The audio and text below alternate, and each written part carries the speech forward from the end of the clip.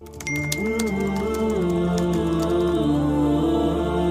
به په اختصار سره دې خبرې ته اشاره وکړو چې د روژه الله ولې فرض کړې ده په موږ باندې.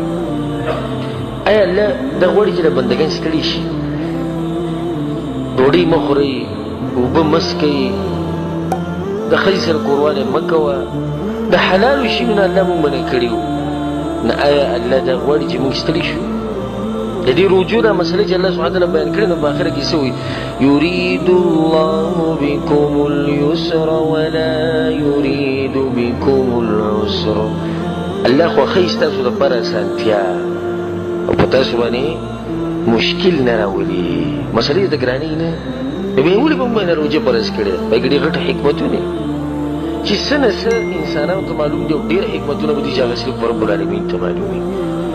غټ حکمت الله سبحانه وتعالی په قرآن کې ذکر کړی. یا ایها الذین آمنوا کتب علیکم الصیام کما کتب علی الذین من قبلکم. ای ایمان والو په تاسو باندې روژې دي چې فرض کړې شوي لکه څنګه چې مخکینو خلکو باندې. یا الله ولې دې لپاره چې موږ وږي شو، تږي شو، ستړي شو. نه وی لعلکم تتقون چې په تاسو کې تقوا پیدا شي.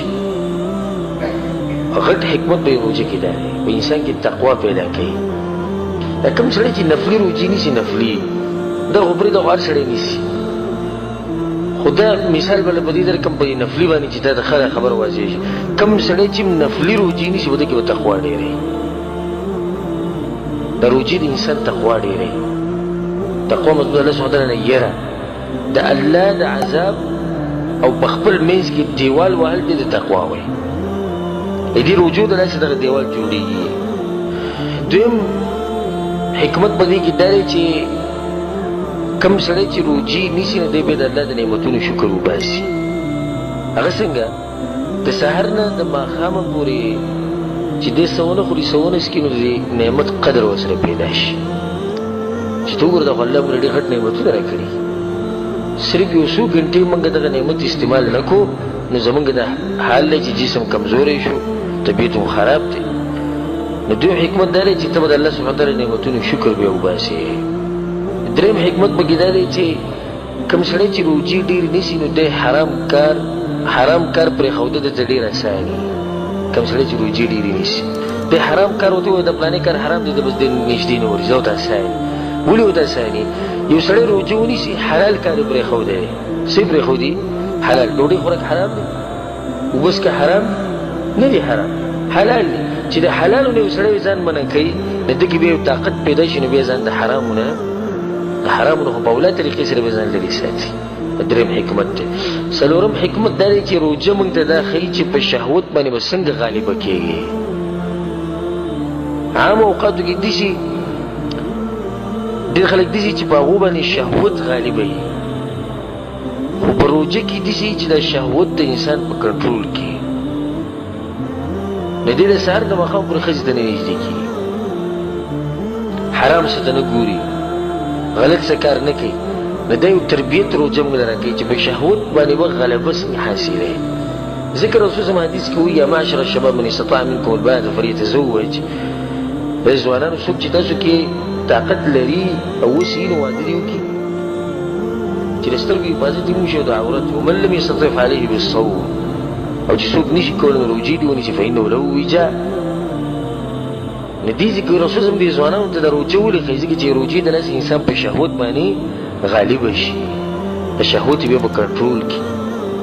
نو سبحان الله دا ورته تجربې خبره ده چې کله د سړي روژې د به دغه ورځ د ده د شهوت چې ده په کنټرول کړي.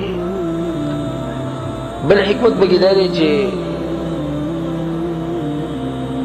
الله سبحانه وتعالی دا غواړي چې په موږ کې د مالداره مهرباني او شفقت وکړي په غریبانانو باندې او زورور په کمزورو باندې.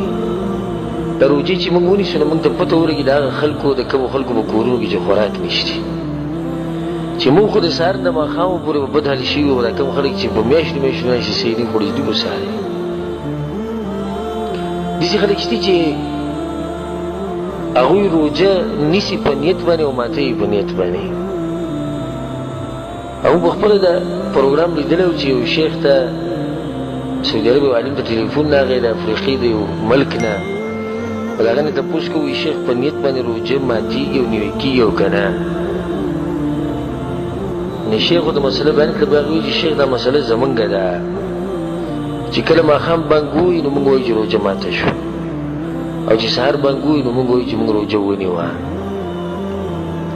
نو دا غریبانو روژه ده خو دې کې د عبادت لپاره به یې نیت تغیر کړي داسې خلک په دنیا کې اوسي افریقې ته څه لږ افریقا خو ډېر لرې ته څه وایي ستا په ملک کې او ستا په دې کلي کې نشتي ستا په دې کلي کې نشتي څه تا خو بېځان په زور چې دی ننګاره کړی دی چې زه خو یې نه پېژنم خپل خوشه کې نظر وچولو او ستا په دې کلي کې به مې لازم به او که ښایي که ډېر ښایي یو ټایم روټۍ به ورته میلاوېږي ځه دوه ټایمه به نه وي او ته ښه په ارام ناستې مزې کوې او بس او خوله زموږ په دې خبره ستړې نه شوه چې څوک رانه تپوس وکړي چې څه حالت دي بس یاره بس ژوند دی روان دی بېکاره ژوند دی الله به دې عذاب که مطلع کړي سعودي ته رالېږلي د څومره شکر انسان دی نو دا روژه موږ ته دا خبره ښیي روژه موږ دا تربیت راکوي چې انسانانو ای هغه خلکو چې تاسو خوراک په ارام کوئ مال درسره شته د غریبانو دا حالي دا کوم چې ستاسو دی دا یو غټ حکمت دی په روژه کې په روژه کې دا حکمت دی چې الله سبحانه وتعالی موږ له دا تربیت راکوي چې په هغه شي پسې منډې ډېرې وهئ کوم چې د رب العالمین سره دی او د دنیا پرېږدئ زهد الزهد فی الدنیا زهد موږ ته څنګه الله ښیي یعنې اوس دا خوراک څښاک د دنیا شی دی شهوت د دنیا شی دا ټول موږ پرېښودی د څه لپاره پرېښودی د آخرت دپاره موږ له تربیت راکوي ما عندکم ینفد څه چې دا اوسري دا به ختمېږي الله وایي وما عند الله باق او څه چې د الله سره به پاتې کېدونکي نو وایي په هغه پاتې کېدونکي شي پسې منډې ووایي ځان ستړی کوي یو تربیت یې موږ له راکړو نو د سهار نه د ماښام پورې موږ هغه پاتې کېدونکي شي لپاره چې دی به یې منډه وو دا یو روژه کې یو حکمت یو حکمت پکې دا دی چې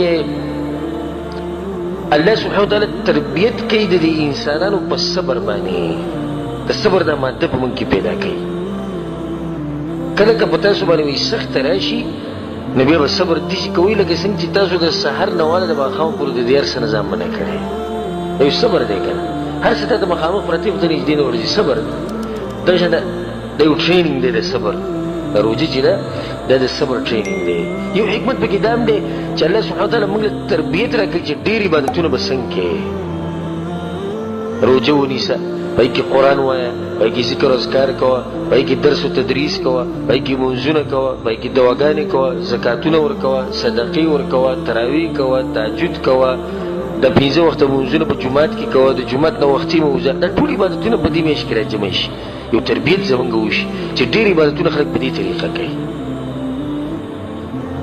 اخرنه یو حکمت وبکې ذکر کو حکمتونه اگر که ډېر دي خو دا کافي دي انشاءالله بدني حکمتونه پکې دي دا معده چې ده معده دا د دې بیماریانو جړله ده د بیماریانو جړله دا معده ده چې دا معده خالي نو په انسان باندې بیماریان ډېرې نه راځي د رب العالمین په اذن سره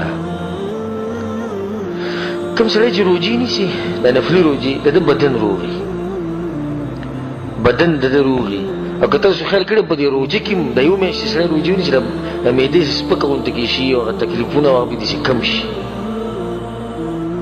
نو دا به کوم یو فایده ده او د مخکې ورځو کې موږ دا بیان د انګریزانو لیدلی و چې هغو دا نصیحت کوي د هغوی ډاکټران چې تاسو په ورځ کې یو څو ګنټې روژه نیسئ سمه خورئ یو څو ګنټې چې ستاسو دا معده ودرېږي چې دا ودرېږي لږه به سپکه شي ستاسو جسم به روغي دا پکې ځینې یو حکمت پروت دی